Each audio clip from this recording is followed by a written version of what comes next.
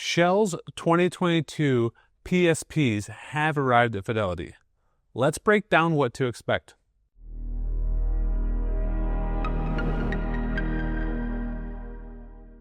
First, let's cover the basics. Shell Performance Share Plans, or PSPs, are awarded to a subset of employees based on their individual performance. The percentage of employees that receive them and the number of shares they receive are both dependent on and increase with job grade. Now, these are a conditional award, and they're subject to a 3-year vesting period, which is based on company performance. Let's look at a hypothetical example. Let's look at Jane to see how her 2022 PSPs vested. Now, Jane was awarded PSPs in 2022 based on her individual performance. At that point, Jane was awarded 840 shares because of her job grade.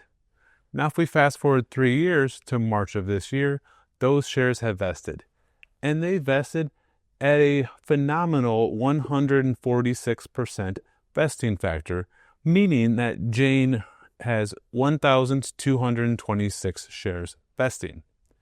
In addition to that, Shell then adds back in a calculated share quantity based on a notional dividend, assuming the dividends were reinvested. So the dividend calculation adds another 172 shares, so she has 1,398 shares vesting. Now, as this vests, this is considered income, and because it's a taxable event in income, Shell will withhold some shares for taxes. The amount they withhold will depend on your individual situation. So in Jane's situation, we're going to assume that they withheld 489 shares for taxes, meaning then that 909 shares showed up into her Fidelity account. Now, Jane has 909 shares in her Fidelity account that she didn't have a couple days ago. So Jane needs to understand, what do I do with this stock, and is it in my best interest to keep it or sell it?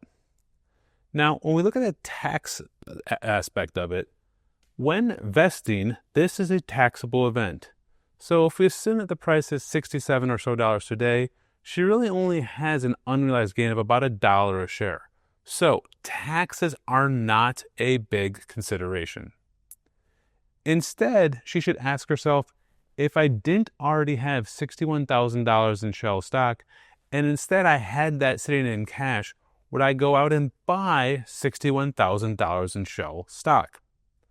The way she answers that question should help her determine whether to hold or sell her PSP. I hope you found this video valuable, and if so, please like it on social media and share it with your colleagues.